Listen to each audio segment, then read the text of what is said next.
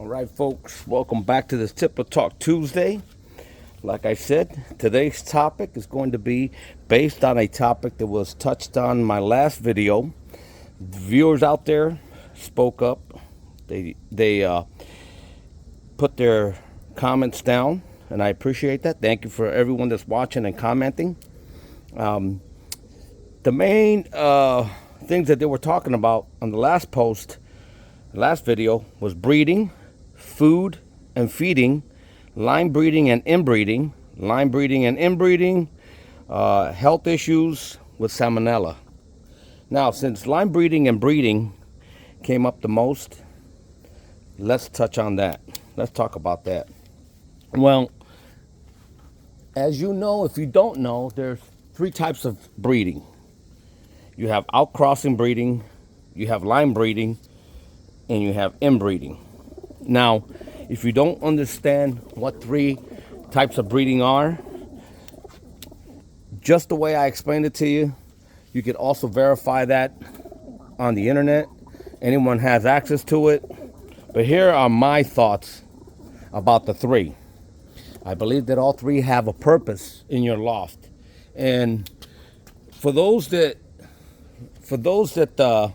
don't do it, maybe you may want to consider doing some of these things.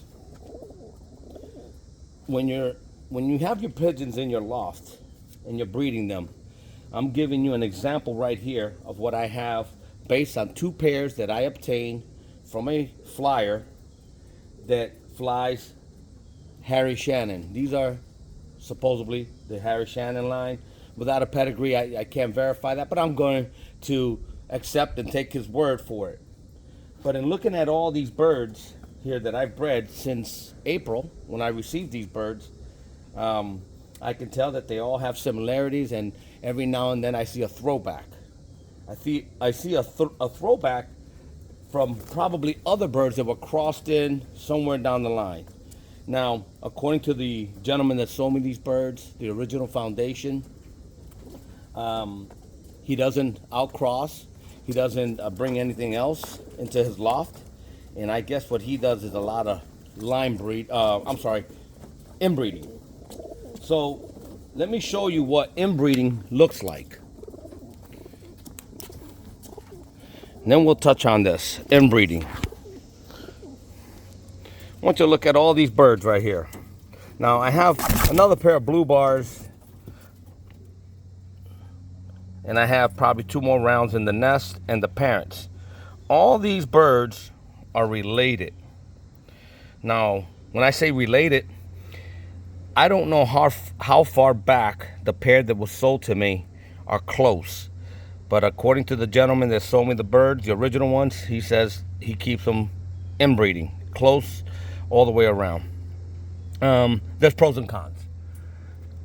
Let's talk about the pros before we talk about the cons. What's good and what's bad about it?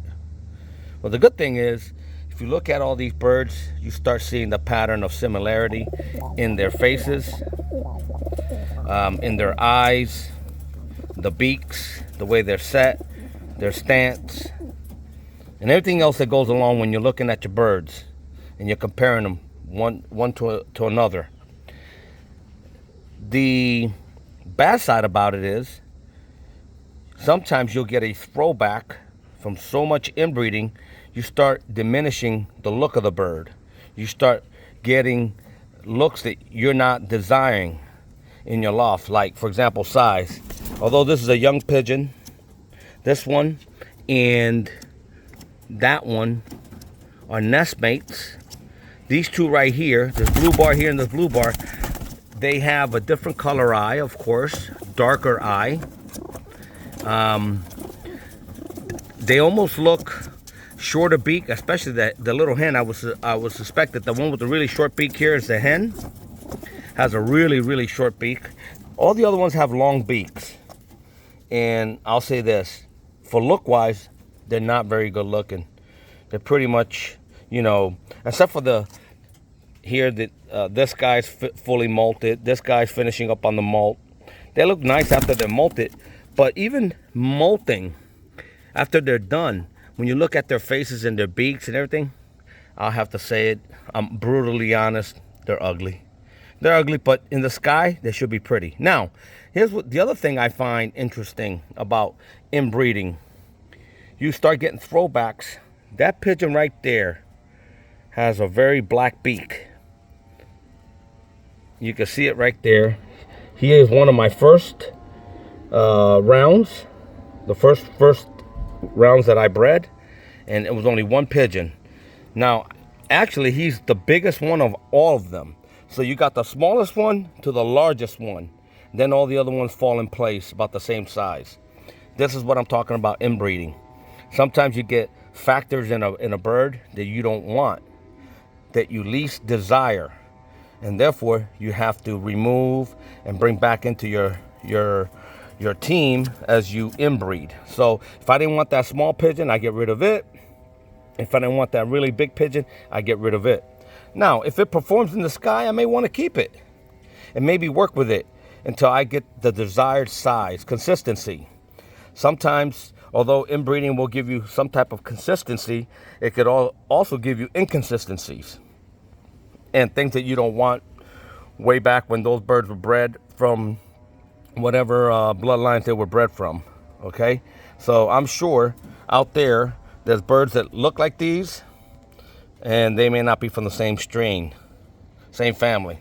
So for inbreeding, this is what you have. This is inbreeding right here. 2 pairs that I received that they're probably close in relation, brother, sister, mother, father, I don't know. But they're all related. And according to the gentleman, he did not outcross anything into them. So we'll take it for what it's worth. That's what you're looking at in inbreeding. Now, when it comes to line breeding, there's good factors and bad factors too in line breeding. You know, sometimes when you line breed, the birds are related way back, but they're not close in family. They may be cousins, but not brother, sister, aunts and uncles, grandfather, grandmother. You may have the same father, but different hens. So if you have the cock that's the same father, different hens. Well, I'm gonna have to pause this video.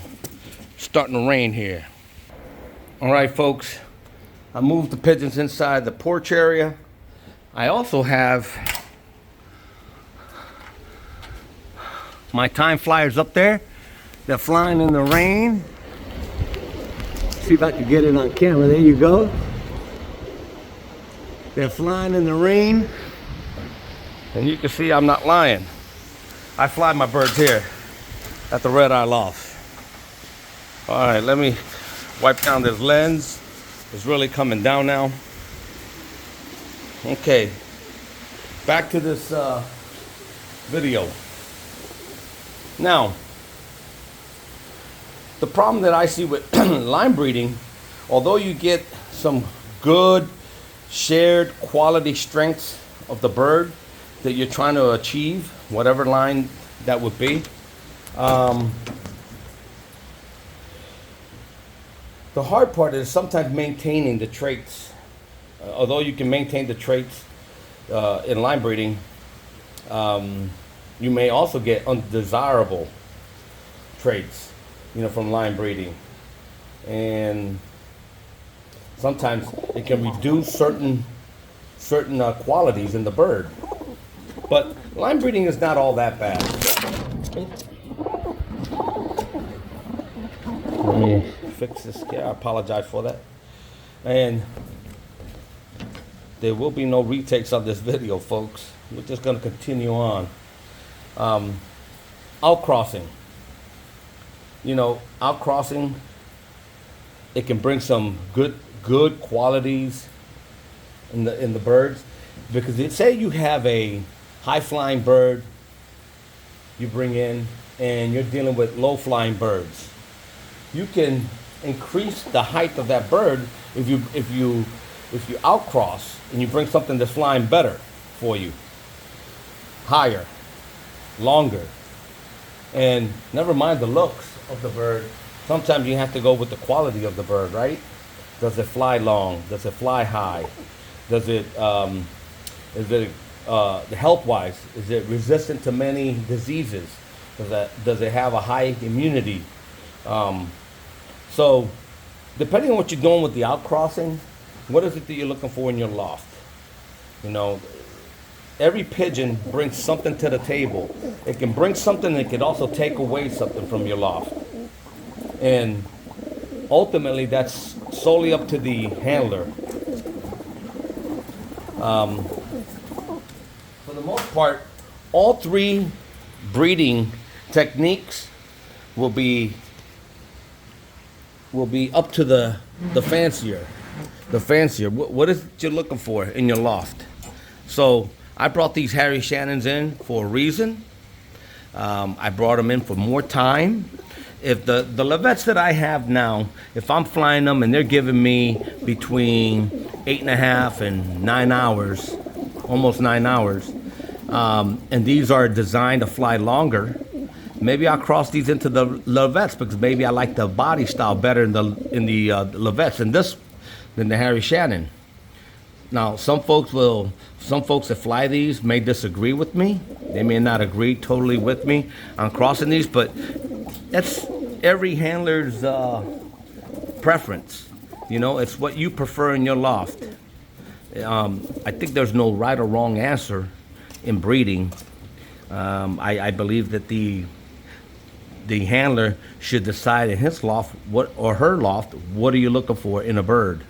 So some guys, they breed for looks. Some guys breed for flight. Some guys breed for both looks and flight, you know. At this point, I think that when you have outcrossing, meaning two different types of families, you put them together, you're outcrossing, brings good qualities, and it also can bring bad qualities in a bird. Just like inbreeding. If you stick to only one family and you're constantly inbreeding, you could stay solid in your loft with that line for years. But eventually, you may run out of gas when it comes to breeding these birds. You know, sometimes things will start popping up. The immune system starts going down. The quality of the bird that you used to get is no longer there. So when it comes to inbreeding, it has its pros and cons. And then you have line breeding. Line breeding is good because it's kind of, I think of it this way. It's a mixture of both inbreeding and outcrossing, but side by side, if that makes sense, in layman's terms. You know, side by side breeding. That's what I call it. A bird, it could be, say these two guys can have the same father, but different mothers, but they carry the same fathers. That's line breeding, right down the line, right? Somewhere along the line, they are related, but not to the point like this, inbreeding. So, for the guys that out there that ask about breeding, inbreeding, line breeding, I think what overall it falls back on the flyer, the fancier. What is it that you're looking for in your loft? What do you want to have as far as, you know, the foundation of pigeons? Do you want certain qualities that make your birds better? Or do you like that certain quality already, which you keep totally as one package, inbreeding? Or if you're looking to better your line of birds, are you outcrossing? Are you bringing in other stuff in from other guys that are flying well and they breed well and they do all these things that are just right, and you like that and you want to incorporate that into your loft? You know, so when it comes to inbreeding, line breeding, and outcrossing, in the end, it's up to the fancier. What works great for you in your loft? What works good for you? You know, I believe there's no right or wrong answer. I think it has its place. I think all types of breeding has its place. Some guys swear by only one type of breeding, and I can respect that. You know, some guys don't even want to know about outcrossing.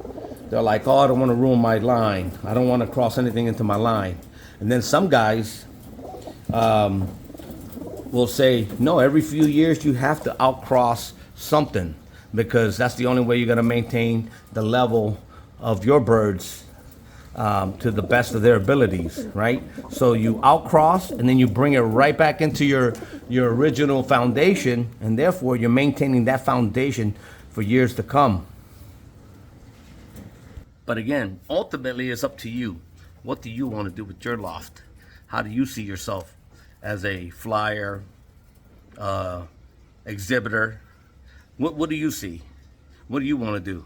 You know, every loft is different. Not every loft has the same conditions, the same reasons for inbreeding, outcrossing, or line breeding. So, again, thank you for all those people that participated, or the folks that participated in the Tippler Talk Tuesday, asking, let's talk about the topic of line breeding, or breeding and feeding and so on. Feeding is another chapter, so to speak, but since breeding came up a lot, this is what we're talking about this Tippler Talk Tuesday. I hope this helps. And folks, look it up.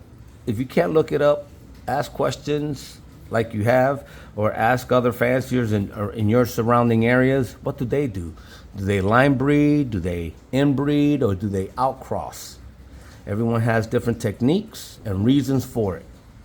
And here at the Red Eye Loft, I'm never, ever, shying from trying new things. I brought in these Harry Shannon, but I will keep meticulous records in my book to make sure that if the bird flies well for me, what did I mix to get that bird to fly well? So I may not like the look of some of these birds, but if I like the performance, the quality of the performance of flying, then I'm going to go ahead and continue to do what I do here, and that's outcrossing.